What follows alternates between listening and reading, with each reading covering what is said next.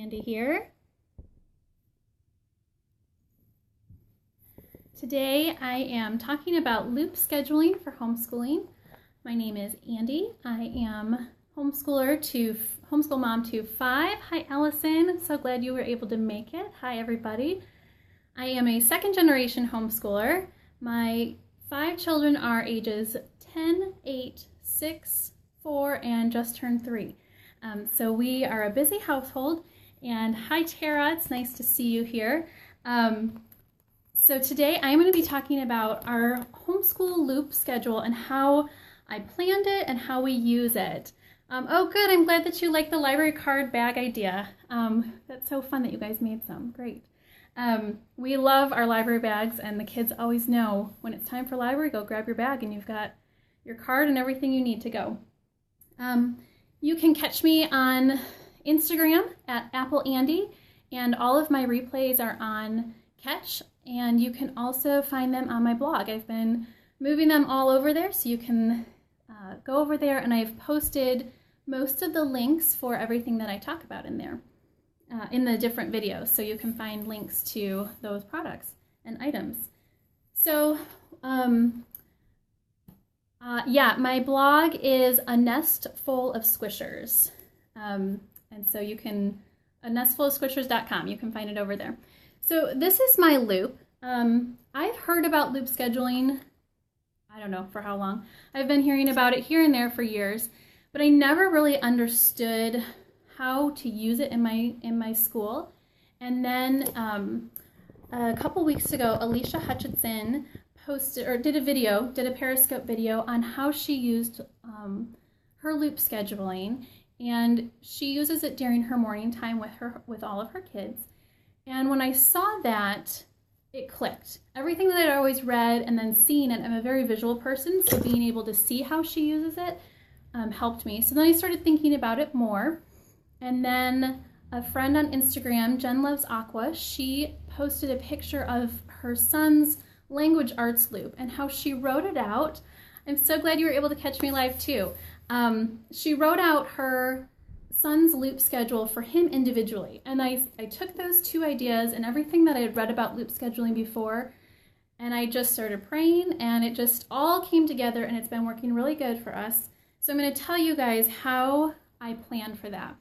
So the first thing I did was I prayed, and I just thought about it and just kept figuring out, how is this going to work for my family? It's going to look different for everyone, but how is this going to work good for my family and for my children? So I started writing down everything that we do on a daily basis, weekly basis, what all of the kids do. I made a whole huge long list. And then I broke it down into 3 sections. I had a section for everyday things that I want to be tackled every single day.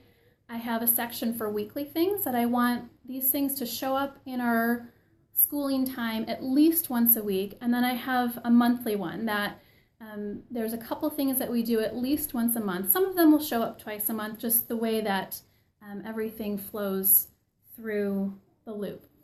And then I have, then there was actually a 4th section that were things for my kids that they'll be doing individually on their own. Sometimes it's with me, but a lot of it is their independent work. So our daily, I'm going to hold this up for you guys. This over here is our daily group loop. And then, so these first things up here, this is the stuff that we cycle through every single week. And then these things here, and these things will come through 2 or 3 times a week. And then these things here are only going to come once a week. Some of them, you know, sometimes we'll get to two of those a week, a lot of times.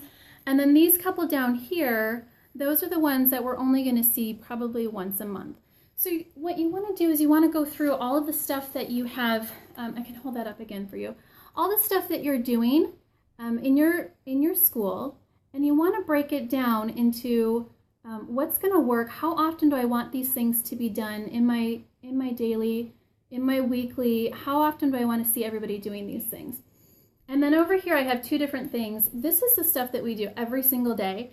I make sure that we hit our Bible time, we're singing our hymns, we're doing our prayer, memorizing our scripture, and we do read alouds. Now our read alouds change every few weeks because when we get through a book. So I have a separate list up here of the books that we're reading. Yeah, rainbow tape for everything. So I have our read alouds, and I usually only do 2 of those a day because these are our 4 chapter books that we're reading right now. So we read, well, Now We Are 6 is actually poetry. We were reading the Winnie the Pooh books, and then we moved on to Now We Are 6. So I read 1 poem when we get to that. So we read two chapters a day from those, but then we'll do picture books, and we have reading that we do in here. So I have these little bookmarks, which I talked about those in our must-have tools. They are bifolio, they're get to the point bookmarks, they're magnetic, and they fold over the page so that you never lose them. They stay right there. So what I do, Alicia Hutchinson had used a paper clip, and we have paper clips, but I really like these bookmarks. So we did history today. So the next thing that we'll do is grammar. So tomorrow when I go to see, okay, what do we need to do on our loop today? I know we're going to start at grammar. And then I move on to read our fairy book, and I move on until I watch the time. And then I know, okay, our group time is over. So tomorrow I know, we stopped on history. That was the last thing we did today. So tomorrow we're going to start on grammar. And then when it gets down to, trying to look at this backwards, we do our natural history. We read the bird book. The next one, it'll drop down to weekly loop. So that's the next one in that daily rotation. So then I look down here and see, okay, what have we done? So the last time we did Shakespeare. So technically the next weekly loop will be our monthly loop, and we'll get to our handicraft. And then it'll just go right back up to folk song. So for me, this is just the way that it broke down so that I'm not forgetting all of the extra little tidbits that I want to add into our school day. So then the other thing that we have is my 3 oldest children have their own daily loop that they're doing. So this is where math comes in. We do math every single day. It's not actually on our loop because we do it every day. So my oldest, I start, do we have to do it in order of the loop? Sometimes we'll jump around a little bit, but for me, I know if I'm following the schedule of the loop, I'm not going to skip over anything because the kids know it's here. Because that's what I was finding I would do. If I wasn't ready to do, if I hadn't printed off a poem for them to read for poetry. Okay, guys, we'll just skip poetry today and we'll do it next time. And then I would forget. And so this is helping me stay accountable to make sure that we're getting everything that I want to see in our school, that the kids like doing in our school time. So math is first. My oldest starts math a couple minutes before the others, so I can sit down and go over everything with her. She's doing 5th grade, the Saxon 5. So she's doing that. So she needs a couple extra minutes than the other 2. And then she's 10. So then my 8-year-old and 6-year-old will come in and they'll start doing math. And I set a timer. We do math for 15 to 30 minutes, depending on the day. So when the timer beeps, wherever you're at in math, you're done. You're done with the lesson for today, and we'll pick up tomorrow where we left off. But most days they finish. I kind of look at what the lesson is and how long it's going to take them, and that's usually how long I set the timer for, just to give them an achievable goal to finish their math in that time. And then I'll set the timer again for our daily loop. Okay, so if they're dawdling and not doing their math, they have privileges taken away. They may go to bed a couple minutes early. They may have a library book taken away. That's a new consequence that we're seeing a lot of success with our kids. So think about what is going to work for your kids. What's that one thing that's going to really catch their attention and help them learn that this is something that I need to pay attention. If they get finished with math before the timer beeps, a lot of times they'll get a reward, like staying up an extra 15 minutes at night. So I go both ways. If you're not doing it, then you're going to have a consequence. But if you're being successful, then let's reward that. So I try and do little rewards because I don't want to have these huge rewards that I'm having to keep up with. And just little fun things that keep them motivated are good. So this is my 10-year-old's loop. So when she's done with math, and if she finishes math before the timer, she just goes and grabs this loop and she knows exactly where to start. So today she actually finished with her free read. So tomorrow she'll start with copy work, and they know what they're doing for copy work. And then when they finish that, sometimes I'm scrambling around trying to find something for copy work for the day, but for the most part they have something that they're working on. And then the spelling is where I get hung up because I'm having to teach them spelling. A lot of these things that they're doing on their own, but spelling is one thing that I'm sitting down with them. We do all about spelling. And so that's a teacher-student time. And occasionally we have to jump around because if they're hitting spelling at the same time as a sibling, we have to, okay, you go on to the next thing and I'll come back to teach you spelling.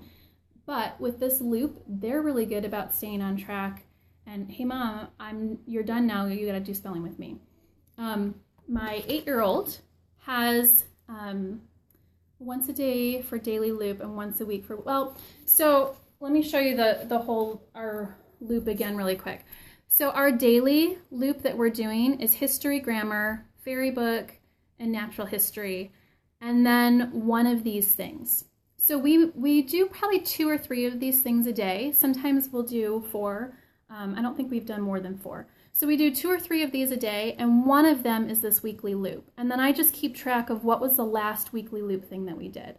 So when we do folk song, then we jump back up to history. Yeah, I'll do all of them again.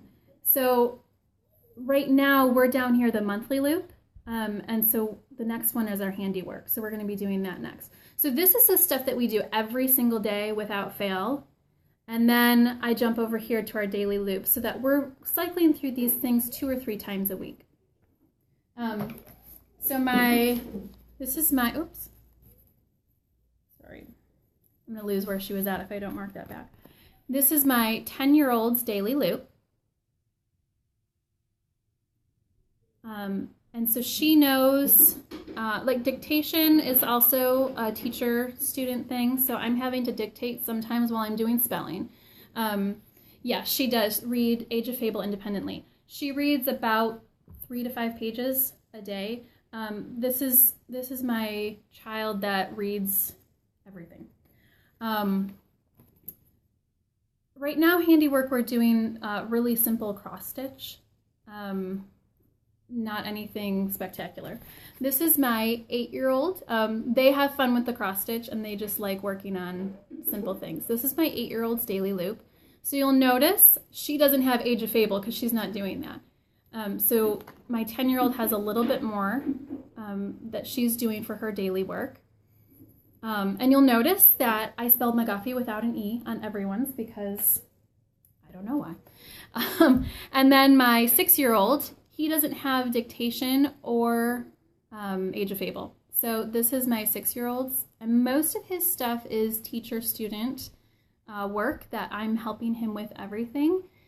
And so it depends on the day, it depends on their attention span and what exactly is required of them for the day. Oh, sing, spell, read, write. That's our phonics program that we do. We don't do the writing part of it though, because I really like the handwriting without tears, which is HWT. So sing, spell, read, write is our phonics program, and then we do handwriting without tears for our writing. And then all about spelling is what we use for spelling. So he has a little bit less. So the great thing about these, it's just construction paper. And I put some packing tape just to reinforce it. So I can just rewrite this if we want to add something. Yeah, my mom used it with my sister. She's 14 years younger than me, and then hand sing, spell, read, write down to me. So I've been using it. This is my 3rd child that I'm taking through the course, and we really like it. It's been great. And all about spelling, a lot of the rules blend with sing, spell, read, write. So that's why we've transitioned over to the spelling part with them. And then, so yeah, you can rewrite this, you know, if something's not working, if you need to adjust the flow of it, it took me, 5 minutes to write this down, and then I just put a couple pieces of tape on there. And then the magnetic arrows, you can use the paper clip, that's great too, but we have these magnetic arrows and we love using them. So then when he starts doing dictation, I'll just make him a new card that he'll use as his daily loop. And then that'll also give me the opportunity to move things around, and by that point he may be done with sing, spell, read, write once he starts doing dictation. So there might be things that come off. Right now my 10-year-old is doing Age of Fable, which that's not going to be for the rest of her schooling. And you'll also see, do dictation as a group. I do them individually because of their level.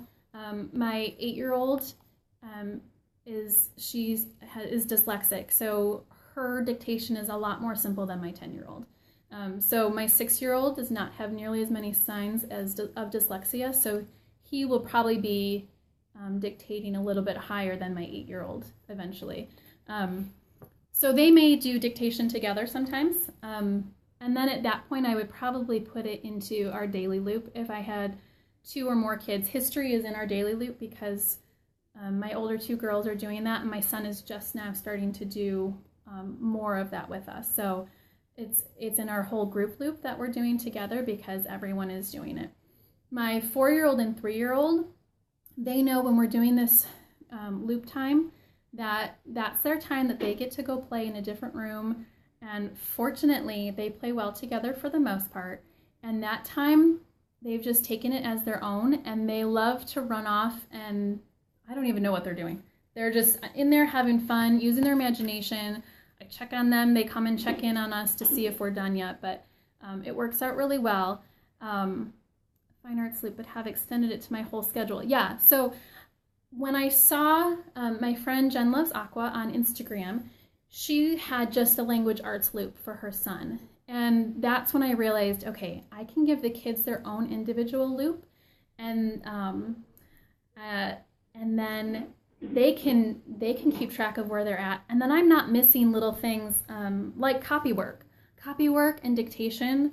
I was skipping those because I knew we needed to do it. How long do I set the timer for their individual loops? Probably about 30 minutes. Sometimes it's a little more. Jen Loves Aqua. She had posted, it was a while ago, a few weeks ago, about her son's language arts loop that she was doing. And then Alicia Hutchinson has done a whole scope about her loop in her school.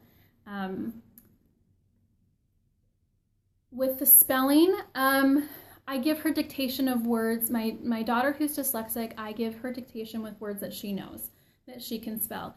Most of our spelling or dictation that she does comes from Mc Guffey, and I go way back to the beginning of the basic Mc Guffey reading lessons that she did and she mastered a long time ago.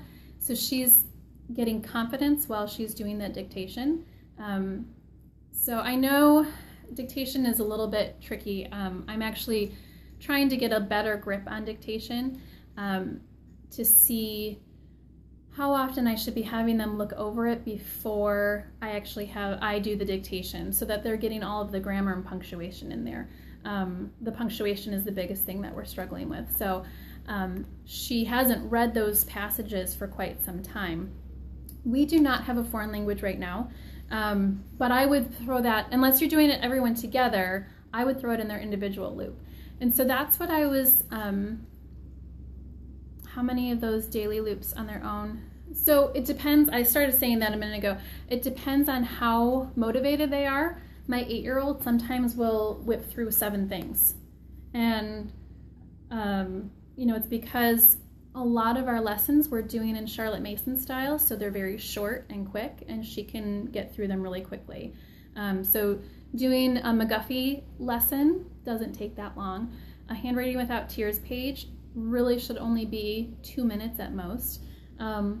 Reading a poem, their journal is a little bit longer. I have a list of free write that they do. They just look at whatever they do. Yeah, so when the timer beeps, we're done, and they know.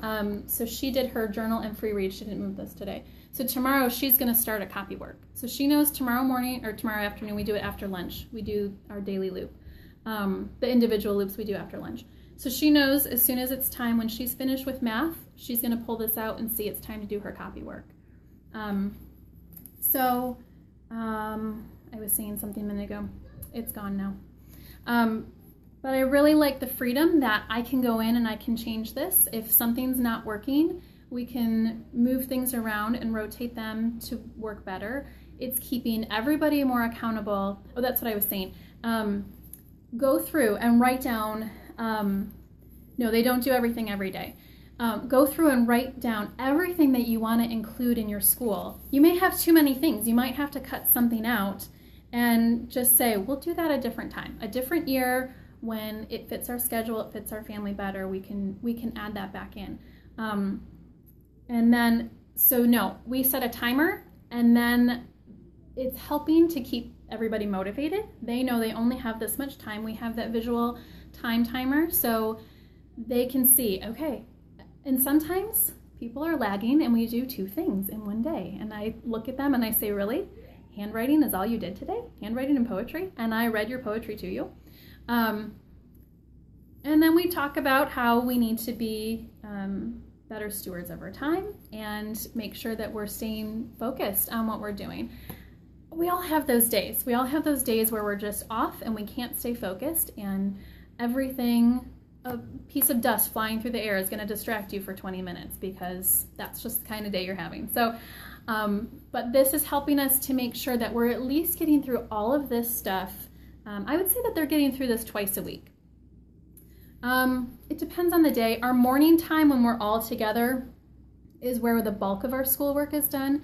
So that's, and my 4-year-old and 3-year-old sit in on that for the most part. Sometimes they will wander away, but we do that for probably about 2 hours.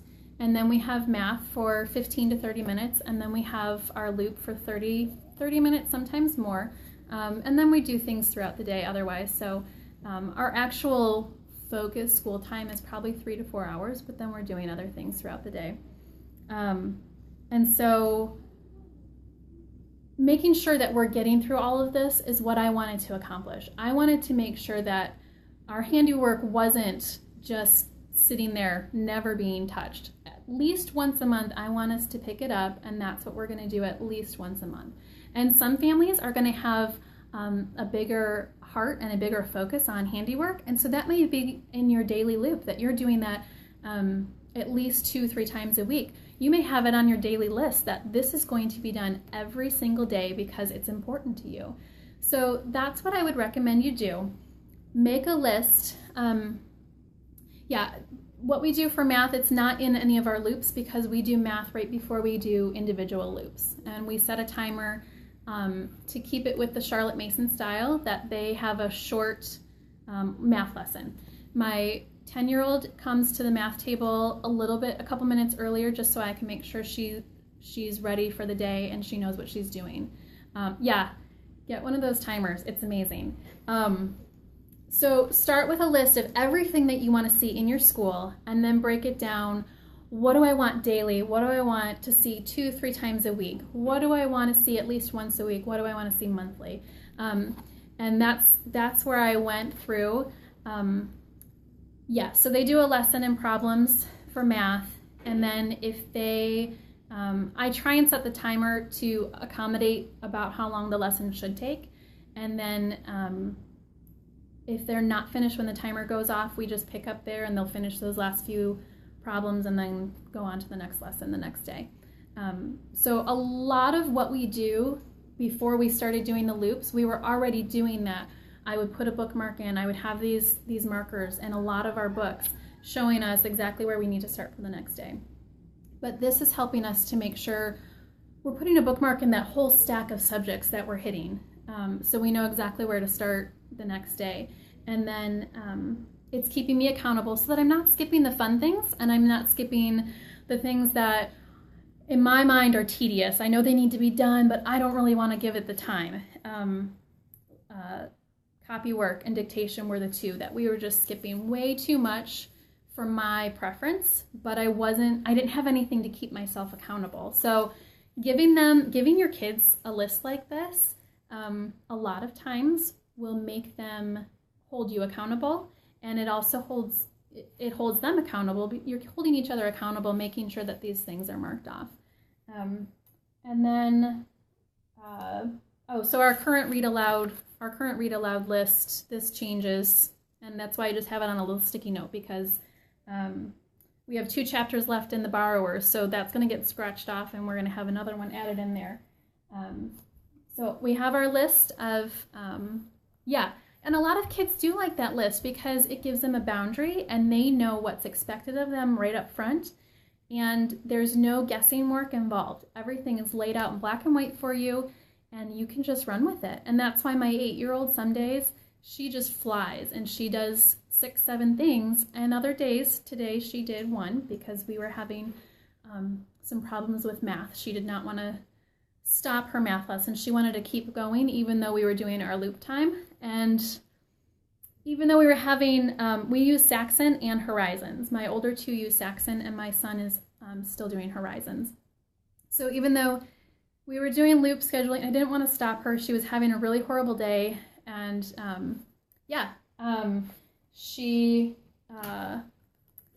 these are our magnetic bookmarks. So I just let her go ahead and finish math, and there was tears and there was crying, and she only got to, actually she did 2 things on her loop today. So the loop gives us some flexibility, and but everybody knows exactly where to jump in. There's no more, Mom, what am I doing? Mom, what am I doing next? They have it all right there for them. My 6-year-old is still asking, what's next? What does this say? He thinks everything is Mc Guffey. So pretty much every day he brings me his Mc Guffey reader, and I just start reading because somebody's giving me something. Buddy, Mc Guffey was 3 days ago. What are you doing with Mc Guffey today? So, but for the most part, this keeps everybody on track, and we're all having a really great time. Nobody's crying about what's next in school, or they don't want to do what's next because they just know this is what's coming next, and that boundary is set there. So if you guys have any other questions, you can message me on Instagram or leave a comment on my blog. A nestfulofsquishers.com is my blog. And typing, we use Mavis Beacon, but I'm actually switching. I don't remember what the program is. I'll put a link in my blog post about it, because we were using the regular Mavis Beacon, and I've read a lot of not so great reviews for the kids Mavis Beacon, and there's a different one that I found that has pretty good reviews. Because the Mavis Beacon, it's over my kids' heads. They're having a hard time. My blog, A Nest Full of Squishers. You can find, it's in my profile. Yeah, I'll let you know, Allison. Teach lessons each. Okay, so my 8-year-old, my 8-year-old and my 6-year-old, their math lessons, their math is my strong point. So for me, teaching my 8-year-old and 6-year-old their math lessons is really, thank you so much, Faith, for putting that up there. Doing their math lessons, I'm not pulling them from the actual teacher's guide a lot of times. I'm just hitting it the way that I know to teach my kids. We do front-end math, which is more mental math thinking, and we do those with Saxon and Horizons, even though they don't teach it that way. So when they start teaching borrowing, we don't do it that way. So I just tell my kids, okay, we're not even looking at the book today, and we're going to do it this way. So a lot of times for our math lesson, my kids don't do the whole lesson. When you look at a math curriculum, they are written for a whole classroom for a teacher who's teaching 15 to 30 kids, and that teacher needs to be able to spot the trouble problems that the kids are having. So when you are sitting with your child doing math, you know their strengths, you know where their weaknesses are.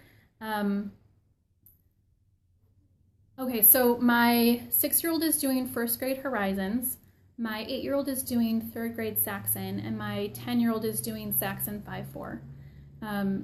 So we don't do every lesson problem. We hit the lesson, and I make sure that they know what they're doing.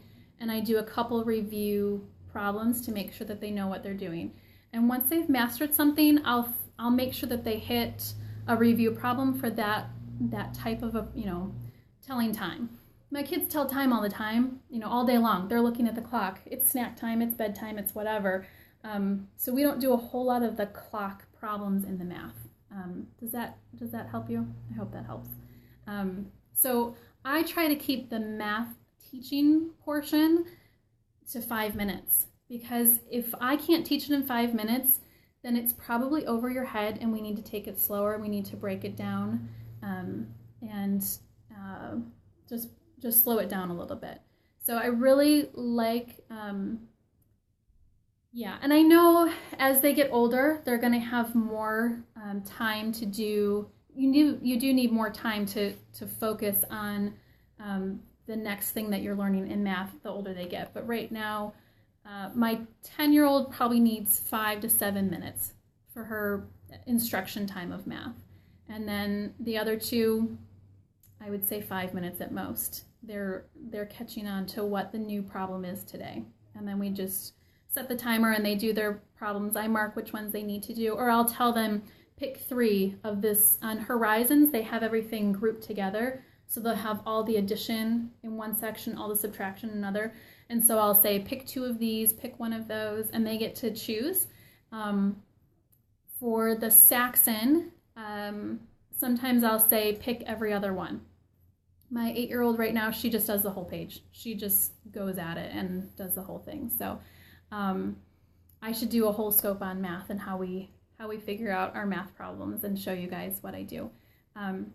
So looping, if you've been wondering about it, I would really suggest just write everything down that you want to add into your day and pray over it and figure out, what do I want to do for daily, weekly, monthly? How do I want this to look? And then it's going to look different than mine. It's not going to be exactly the same. Keep that in mind. Figure out what's going to work best for you and for your kids and in your home. So yeah, I'll do a math one. That'll be fun because math is my thing. I love doing math. So you can find me on Instagram at appleandi, and you can message me there if you have any other questions.